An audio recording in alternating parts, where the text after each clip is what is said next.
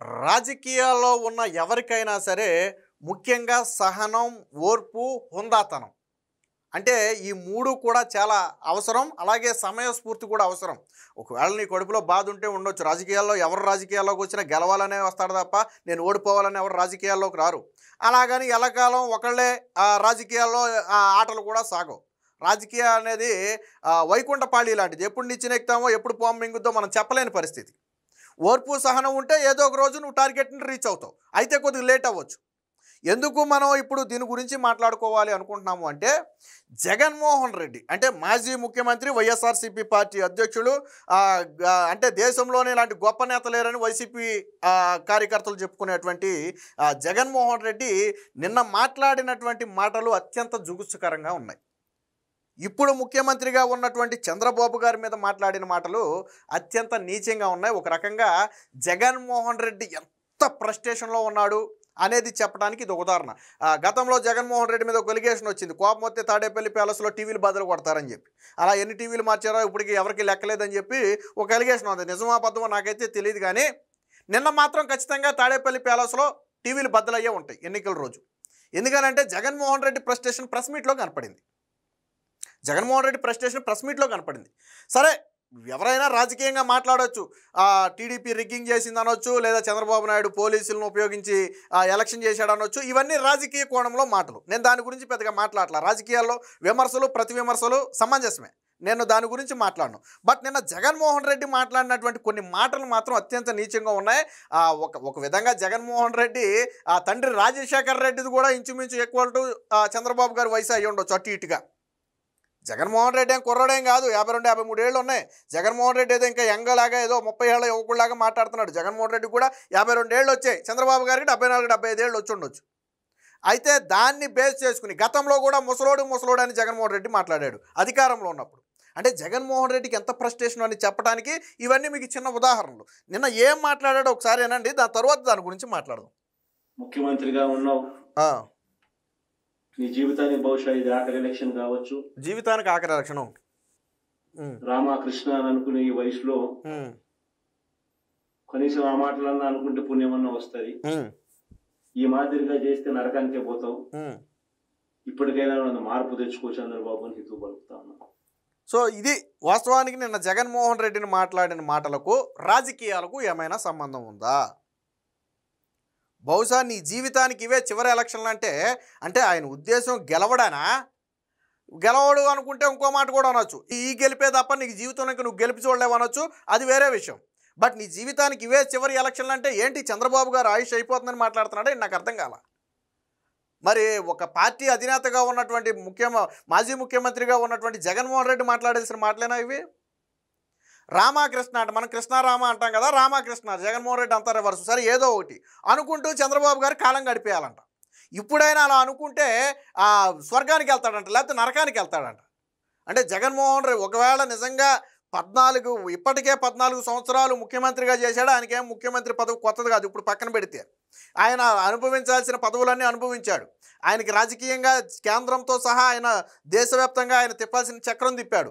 రాజకీయాలేమి చంద్రబాబు గారికి కొత్త ఏం కాదు. ఆయనేమి ముఖ్యమంత్రి పదవి కోసం జగన్మోహన్ రెడ్డిలా పాకులాడే వ్యక్తి కూడా కాదు. ప్రజాస్వామ్యాన్ని బ్రతికించాలి, రాష్ట్రానికి ఏదైనా అభివృద్ధి చేయాలనే తపన చంద్రబాబు గారిది. నేను నా కేసుల నుంచి కాపాడుకోవాలి, నన్ను అరెస్ట్ కాకుండా అడ్డుకోవాలి, రాష్ట్రాన్ని దోచుకు తినాలి, అది నీ ఆకాంక్ష. నక్కకి నాగలోకానికి ఉన్నటువంటి తేడా ఉంది, ఇద్దరికి మధ్య ఉన్న ఆకాంక్ష. మళ్ళీ నిన్నేమంటాడు? కృష్ణారామ అనుకోవాలంట. జగన్మోహన్ రెడ్డి అంటే మనం మరి మాట్లాడితే మళ్ళీ గట్టిగా మాట్లాడితే ఏడుస్తారు. సొంత బాబాయిని గొడ్డలతో చంపేసిన మీరు ఈరోజు స్వర్గం గురించి నరకం గురించి మాట్లాడటం ఏ బెట్టిగా లేదా జగన్మోహన్ రెడ్డి? సొంత బాబాయిని గొడ్డలతో బాత్రూంలో నరికి చంపేసి గుండెపోటు అని చెప్పిన మీరా స్వర్గాల గురించి నరకాల గురించి మాట్లాడేది? సొంత తల్లిని చెల్లిని ఇంట్లో నుంచి బయటకి గెంటేసిన మీరా స్వర్గం గురించి నరకం గురించి మాట్లాడేది? ఆస్తి కోసం వాళ్ళని కోర్టుకి ఈడ్చిన మీరా స్వర్గం గురించి నరకం గురించి మాట్లాడేది? పిల్లికి బిచ్చం పెట్టని మీ ఫ్యామిలీయా స్వర్గం గురించి నరకం గురించి మాట్లాడేది? రెండు ఫ్యామిలీల చరిత్రని పోల్చి మాట్లాడదామా? రాజకీయాలను పక్కన పెట్టి ప్రజలకు ఎవరేం చేశారో మాట్లాడదామా? చంద్రబాబు గారు అనే వ్యక్తి రాజకీయాలను పక్కన పెడితే ఎన్టీఆర్ ట్రస్ట్ అనే ఒక ట్రస్ట్ను స్థాపించి ఈరోజు ఎంతమందికి చదువు చెప్తున్నారు, ఎంతమందికి వైద్యం అందిస్తున్నారు, ఎంతమంది కార్యకర్తల పిల్లల కుటుంబాలను ఆదుకుంటున్నారు. ఈరోజు బాలకృష్ణ బసవతారకం హాస్పిటల్ ఏర్పాటు చేసి రూపాయి ఆదాయం ఆశించకుండా సేవ చేయాలనే లక్ష్యంతో ఈరోజు ఎంతమంది క్యాన్సర్ పేషెంట్లకు వైద్యం అందిస్తున్నారు. ఇలా చెప్పుకుంటూ పోతే చాలా ఉన్నాయి. వాళ్ళు వ్యాపారం చేసుకుంటున్నారు, మరో పక్క ప్రజాసేవ చేస్తున్నారు. హెరిటేజ్ వ్యాపారం ఉంది కదా అని మీరు అనొచ్చు. వచ్చిందంతా ప్రజాసేవ కూడా చేస్తున్నారు. రాజకీయాలతో సంబంధం లేదు. ఇది చంద్రబాబు గారు ముఖ్యమంత్రిగా ఉన్నా లేకపోయినా, పార్టీ అధికారంలో ఉన్నా లేకపోయినా ఇవి జరుగుతూనే ఉన్నాయి. మరి నీకు భారతీ సిమెంట్ ఉంది కదా, నీకు సండూరి పవర్స్ ఉంది కదా, నీకు సాక్షి పేపర్ ఉంది కదా, నువ్వు సంపాదిస్తున్నావు కదా, ఎవరికి పెట్టావు చెప్పు? ఇదిగో నేను ఈ ట్రస్ట్ స్థాపించా, ఇంతమందికి సేవ చేశా, లేదా ఇదిగో నాకు వచ్చిన ఆదాయంలో ఇంతమంది ఇది నేను దానం చేశా. ఒక 10 మంది పిల్లల్ని చదివించిన చరిత్ర ఉందా మీ ఫ్యామిలీకి? రాజకీయంగా గొప్పలు చెప్పుకుంటున్నారే 30 ఏళ్ళు 40 ఏళ్ళ రాజకీయ చరిత్రని, పట్టుమని 10 మంది పిల్లల్ని చదివించిన చరిత్ర మీకుందా? నేను అడుగుతున్నా. యువగళం పాదయాత్ర సమయంలో నారా లోకేష్ గారు ఎంతమంది పిల్లల్ని దత్తత తీసుకుని మా ట్రస్ట్ ద్వారా చదివిస్తామని హామీ ఇచ్చారు? నీ పాదయాత్రలో నేను అడుగుతున్నా ఓపెన్గా, నీ పాదయాత్రలో ఎవరినైనా సరే ఒక పిల్లవాడిని చదివిస్తానని నువ్వు చెప్పావా? జగన్మోహన్ రెడ్డి చరిత్ర అని నేను చెప్పనా? గతంలో ప్రతిపక్షంలో ఉన్నప్పుడు అంటే 2014 నుంచి 19 సమయంలో ఒక రకంగా పాదయాత్ర సమయంలో ఒక వ్యక్తి వచ్చి సహాయం అడిగితే రాబోయేది మన ప్రభుత్వమే, మన ప్రభుత్వం వచ్చిన తర్వాత ఆదుకుంటా అన్నాడంట. మహా అడిగితే ఆ వ్యక్తి 50,000 1,00,000 వైద్య సహాయానికి అడుగుంటాడు. మన ప్రభుత్వం వచ్చిన తర్వాత ఇస్తానన్నాడంట జగన్మోహన్ రెడ్డి. సరే గెలిచిన తర్వాత ఇచ్చాడో సచ్చాడో పక్కన పెడదాం. అదే నారా లోకేష్ గారి పాదయాత్ర సమయంలో ఇలా మాకు ఆపద ఉంది అంటే వెంటనే ఆయన సొంత డబ్బులు తీసి ఇచ్చినటువంటి పరిస్థితి. లేదు ఇలా మా ఫ్యామిలీ పెద్ద దిక్కు లేరు, మా పిల్లల్ని చదివించుకోలేకపోతున్నాం అంటే నేనున్న అన్నగా పంపండి ఎన్టీఆర్ ట్రస్ట్కి, నేను చదివిస్తా. దత్తత తీసుకున్నటువంటి చరిత్ర. చంద్రబాబు గారి అరెస్ట్ అయితే ఆ సమయంలో కొంతమంది ఆవేదనతో మృతి చెందితే భువనేశ్వర్ గారు స్వయంగా ప్రతి కుటుంబాన్ని పరామర్శించి ఆయన జైల్లో ఉన్నాడు కదా అని చెప్పి వీళ్ళ కుటుంబాలను వదిలేలా, ఆయన కోసం చనిపోయిన కుటుంబాలను వదల్లా. ప్రతి కుటుంబాన్ని పరామర్శించి ప్రతి కుటుంబానికి ఆర్థిక సహాయం చేశారు. కొంతమందికి ఇల్లు కట్టిస్తామని హామీ ఇచ్చారు, కొంతమందికి విద్య చెప్తామని హామీ ఇచ్చారు. అలా వాళ్ళ ఫ్యామిలీ చరిత్ర అంతా కూడా సహాయమే. మరి నీ ఫ్యామిలీలో నువ్వు కానీ నీ భార్య కానీ, సరే మిగతా వాళ్ళని వదిలేద్దాం, ఇప్పుడు వాళ్ళు దూరంగా ఉంటున్నారు కాబట్టి, ఎవరైనా సహాయం చేశారా? మరి మీరు స్వర్గాల గురించి నరకాల గురించి మాట్లాడతారా? ఇవన్నీ రాజకీయాలకు అతీతంగా నేను చెప్పినటువంటి మాటలు. ముఖ్యమంత్రి పదవితోనో పార్టీ అధికారంతోనో సంబంధం లేకుండా చేసినటువంటి, అరే బాబు నిన్నగాక మొన్న జగన్మోహన్ రెడ్డి మొన్న ఓడిపోయిన తర్వాత జగన్మోహన్ రెడ్డిని కలవడానికి వచ్చిన ఒక వ్యక్తి క్యాన్సర్ పేషెంట్ అనుకుంటా బహుశా, అన్న ఇలా బాధపడుతున్నారు కొంచెం సహాయం కావాలంటే మన ప్రభుత్వం వచ్చిన తర్వాత చేద్దామంట. 5 ఏళ్ల తర్వాత రెడ్డి ఎవడో రాజు ఎవడో. అప్పుడు దాకా వీళ్ళు ఆరోగ్యంగా ఉండాలంటే ముందు వైద్య సహాయం అందాలి కదా. ఒక క్యాన్సర్ పేషెంట్కి 4 ఏళ్ళు ఆగు మనం వచ్చిన తర్వాత చేద్దామన్నామంటే ఇది కూడా ఒక బ్రతికేనా జగన్మోహన్ రెడ్డి? మొన్న కూటమి కార్యకర్తలు, టీడీపీ కార్యకర్తలు ట్రోల్ చేశారు.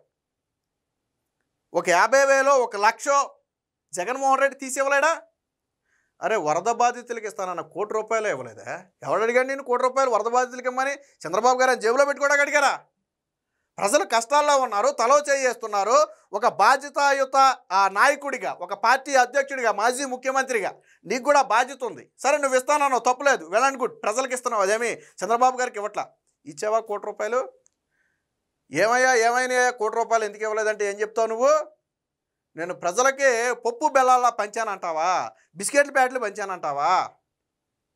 మరి మీరా మాట్లాడేది? ఇలా అంటే విడమర్చి మాట్లాడితే జగన్మోహన్ రెడ్డి చరిత్ర గురించి చాలా మాట్లాడవచ్చు.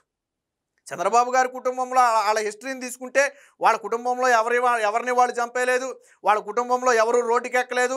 ఈ రోజుకి అటు భువనేశ్వర్ గారి ఫ్యామిలీ కావచ్చు, ఇటు చంద్రబాబు గారి తరపున కావచ్చు, అందరూ కలిసే ఉన్నారు. మరి నీ ఫ్యామిలీలో వీళ్ళు ఎందుకు? నిన్ను కన్న తల్లి, నీతో సమానంగా రక్తం పంచి పుట్టిన నీ చెల్లి ఎక్కడున్నారు చెప్పు, సమాధానం చెప్పు. నేను అడుగుతున్నా జగన్మోహన్ రెడ్డి సమాధానం చెప్పు. మరి నువ్వా స్వర్గం గురించి నరకం గురించి మాట్లాడేది? చంద్రబాబు గారు కృష్ణారామ అనుకుంటే స్వర్గానికి వెళ్తారా? అంటే ఇన్ని పాపాలు చేసి నువ్వు రేపు కృష్ణారామ అనుకుని స్వర్గానికి వెళ్దాం అనుకుంటున్నావా? ఇవన్నీ పాపాలే. జగన్మోహన్ రెడ్డి తల్లిని గెంటేయటం, చెల్లిని గెంటేయటం, బాబాయి హత్యలో పాత్ర ఉందని ఆరోపణలు ఎదుర్కోవడం పాపాలే ఖచ్చితంగా. నువ్వు కృష్ణారామ అంటే స్వర్గానికి వెళ్ళిపోతావా? చంద్రబాబు గారు సేవ చేశారు కాబట్టి ఈరోజు ఎన్నుకున్నారు. నీకు ఒక అవకాశం ఇచ్చారు ప్రజలు, ఉపయోగించుకున్నావా నువ్వు? అందుకనే జగన్మోహన్ రెడ్డికి ఫ్రస్ట్రేషన్. అసలు రాజకీయాలకు సంబంధించిన మాటలు కాదు అవి. నేను ఇందాక కూడా చెప్పా, నువ్వు రాజకీయంగా ఎన్ని విమర్శలు అయినా చేయి, విమర్శలు ప్రతి విమర్శలు సహజం, నేను కాదన్న అసలు. కానీ జగన్మోహన్ రెడ్డి మాట్లాడిన ఫ్రస్ట్రేటెడ్ మాటలు చూసారా? ఇయే నీ జీవితంలో చివరి ఎన్నికలంట. అంటే ఆయనకి ఎన్నికల్లో పోటీ చేయడు, ఆయన ఉండడు అనేది జగన్మోహన్ రెడ్డి ఉద్దేశం. మరి ఎంత నీచమైన మాట అది, ఎంత నీచమైన మాట ఇది. మరి రాజశేఖర్ రెడ్డి ఏమైపోయాడు? చనిపోయిన వ్యక్తి గురించి మాట్లాడకూడదు కాబట్టి నేను ఎప్పటివరకు రాజశేఖర్ రెడ్డి గురించి మాట్లాడాలి, అందరి గురించి మాట్లాడినా. సరే, ఘటన దురదృష్టకరమే, నేను కాదని నేను అన్నాం. మరి దాన్ని ఎగతాళి చేస్తే నువ్వు ఎక్కడ పెట్టుకుంటావు తల? నువ్వు ఎక్కడ పెట్టుకుంటావు? ఏదో పిల్లలు చేసిన పాపాలు పెద్దలు తగులుతాయి అంట. అలా నీ పాపాలు నీ తండ్రికి తగిలి అంటే ఏం చేస్తావు జగన్మోహన్ రెడ్డి? నేను అడుగుతున్నా. నీ పాపాలు నీ తండ్రికి తగిలి అంటే ఏం చేస్తావు నువ్వు? ఒప్పుకుంటావా? జగన్మోహన్ రెడ్డి అనే వ్యక్తి రాజకీయాలకు పనికిరాడు. ఎందుకనంటే ఓర్పు సహనం అనేవి జగన్మోహన్ రెడ్డికి లేవు. జగన్మోహన్ రెడ్డికి అంతిమంగా కావాల్సింది ముఖ్యమంత్రి పదవి, ముఖ్యమంత్రి కుర్చీ. అది కూడా ఎందుకంటే రెండు కారణాలు. జగన్మోహన్ రెడ్డికి ముఖ్యమంత్రి ఎందుకు కావాలి అనుకుంటున్నాడంటే రెండు కారణాలు. ఒకటి, తన కేసుల నుంచి తనను కాపాడుకోవాలి. రెండోది, రాష్ట్రంలో దోచుకు తినాలి. ఈ రెండు కారణాలే జగన్మోహన్ రెడ్డి ముఖ్యమంత్రి పదవి అడగడానికి అర్హతలు. ఇంకా అంతకుమించి ఏమిలే. చంద్రబాబు గారికి అసలు ఆ రెండు, చంద్రబాబు గారి మీద కేసులు లేవు, నువ్వు పెట్టిన డమ్మీ కేసులు పక్కన పెట్టు. చంద్రబాబు గారి మీద కేసులు లేవు, సంపాదించుకు తినాల్సిన అవసరం లేదు. వాళ్ళు వ్యాపారాలు చేసుకుని వాళ్ళదేదో వాళ్ళు సంపాదించుకుంటారు. కాబట్టి జగన్మోహన్ రెడ్డి ఎప్పటికైనా సరే నోరు ఒళ్ళు రెండు దగ్గర పెట్టుకుని మాట్లాడితే మంచిది. 2024లో ప్రజలు ఇచ్చిన తీర్పు తర్వాత కూడా నువ్వు నీ అహంకారం తగ్గించుకోకుండా ఇలాగే మాట్లాడతాను అంటే, చంద్రబాబు గారిది కూడా నీ తండ్రి వయసే, కనీసం వయసుకైనా గౌరవం ఇవ్వాలని ఇంగిత జ్ఞానం ఉండాలి నీకు. నీ తల్లికే గౌరవం ఇవ్వనోడివి చంద్రబాబు గారికి గౌరవం ఇస్తామనుకోవడం తప్పేననుకో. కాకపోతే రాజకీయాల్లో ఇవన్నీ కామన్ సెన్స్. కాబట్టి ఎప్పటికైనా జగన్మోహన్ రెడ్డి నోరు ఒళ్ళు రెండు దగ్గర పెట్టుకుని మాట్లాడితే మంచిది.